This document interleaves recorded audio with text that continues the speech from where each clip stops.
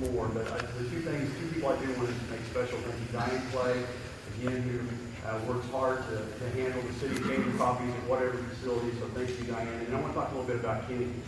As you know, part of the problem with city government in the past was how do you manage your labor? Is everybody working? You know, and we've really made great strides in that last couple of years by being more productive, watching our budget. But I can tell you right now, this airport runs with one full-time employee, and that's Kenny. He's on call 24/7 all year long. Gets up in the middle of the night to take care of Mercy. We're glad, you know, Mercy uses us and a lot of things, but he's just one of the many city public servants that work, you know, out of bed. You know, we don't have 24-hour operations anywhere, even in our road. We do in the water plants, but you know, road, when there's problems, water leaks or whatever, we're up in the middle of the night getting that down, or where the staff is. So it's just been a great pleasure to work with Kenny. I mean, he's got staff that works with him, which I know he's going to introduce. He's going to kind of talk about these buildings and some things, so I don't want to take anything away from him. I just want to let him know that it's a pleasure working with him, and I appreciate what he does, taking care of this airport and the needs of the people that need to use it. So I'm going to turn it over to Kenny. That's pretty hard to follow up on that. Put you on the spot. Well, I appreciate everybody coming out this morning. I always enjoy trying to fill the airport off any opportunity I get a chance to tell everybody about it. Like Dave said, I've got an employee, Kevin Russell, that helps me do all the mowing around here, fueling the airplanes and stuff when I'm busy in the office. The airport day is a really busy time of year for us. I couldn't pull this off without my family. Tricia was out here helping me last night. I think we left here at 12:15. My son Chris, he's out here all the time to the night and day helping me pull things off. My oldest son and his wife, they'll be here this weekend. Matt's at work today.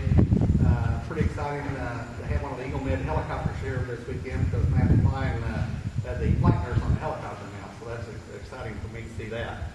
A little bit of the history about the airport. The airport was originated back in about 1940. Started off with the grass strip here, and this is what where we're at today. Thanks to a lot of people willing to put money into the airport, opening businesses up in town. Dean Manning used to have an airplane here. Used to rent spots out for Dean. This building we're standing in right now was built by Danny Ellis when he had his trucking company here. We appreciate that. Jim Smith owns the white hanger over there.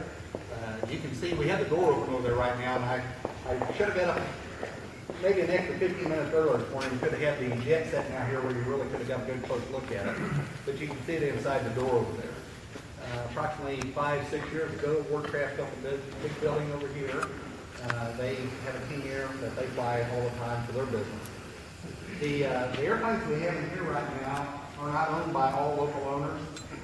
Dr. Kellenberger owns the Cessna 172 right here behind me.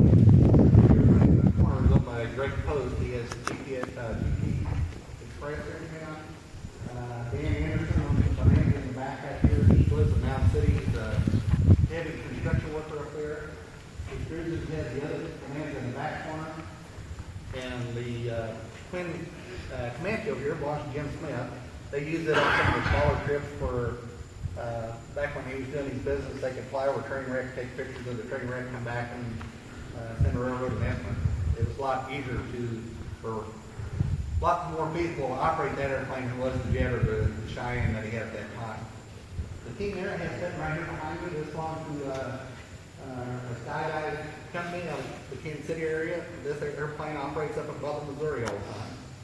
And I didn't realize until they brought the airplane down here about a month and a half ago how much skydiving is actually done on the weekend.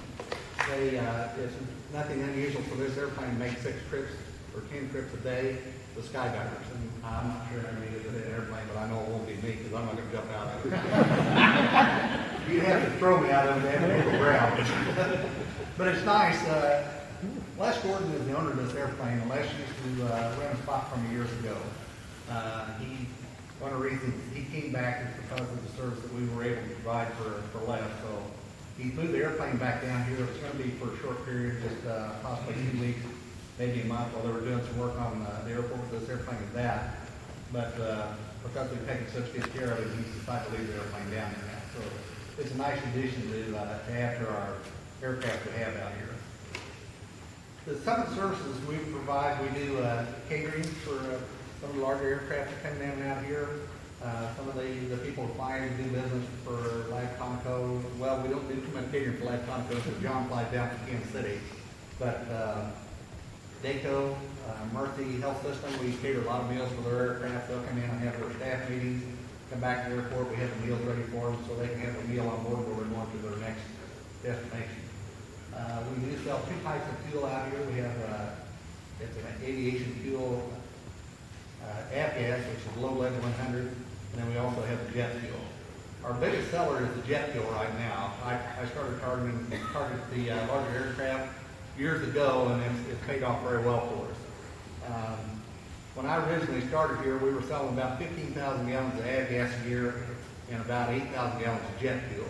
And we have the jet fuel sales up now. It's pushing somewhere around 60,000, 70,000 gallons of fuel a year. And the avgas, I've got it pushed up to about 30,000 gallons a year on a really good year. For this year, I know the economy's been really tough with the way the weather and everything is. For jet fuels, again, those sales are up 37%, and our avgas sales are up 27%. So it takes a lot of time and effort to sell that fuel. You have to be very competitive on your sales. We have courtesy cars and a courtesy van here if people need to go to town for the business, if they're coming in to visit families, or if they're just going in for a weekend vacation to visit Ford or the local restaurants here. As Dave mentioned, we do a 24-hour service for the emergency purposes if we need to.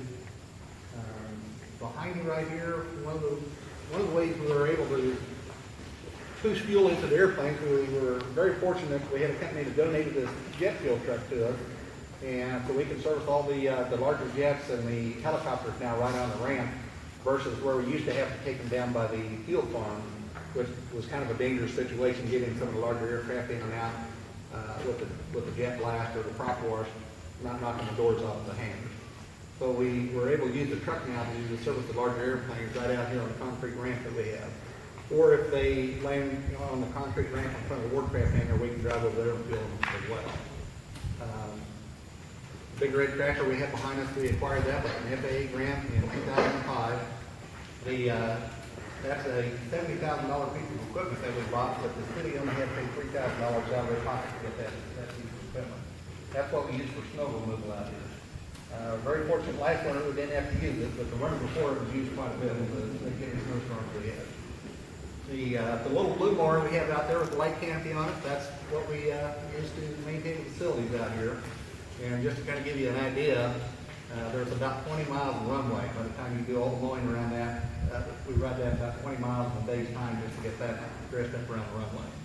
That doesn't include around all the buildings, the RC field that we have, and then about 3 years ago, we volunteered to help the lake department out because they were short on help, so we also mow Rock Creek over here.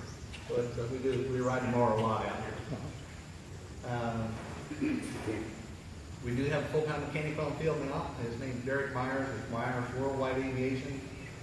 We're very fortunate to have somebody who has that kind of talent to work on aircraft. Derek can work on anything from the air coupe here up to an Airbus 300 if he needs to. Of course, we can't get an airplane in there that big. But Derek's business has been picking up a lot, and matter of fact, he's starting to draw some of the jets in from the Pittsburgh area to do maintenance on those, so we're pretty excited about that.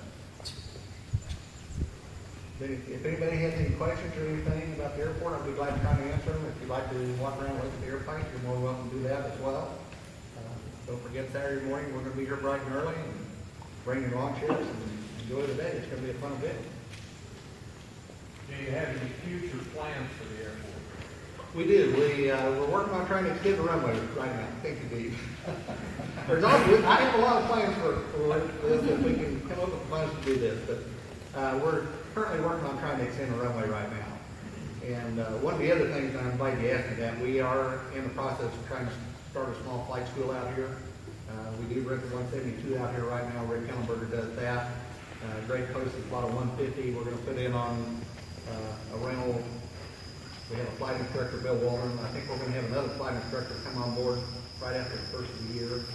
And plans to add more aircraft to that if the business picks up well.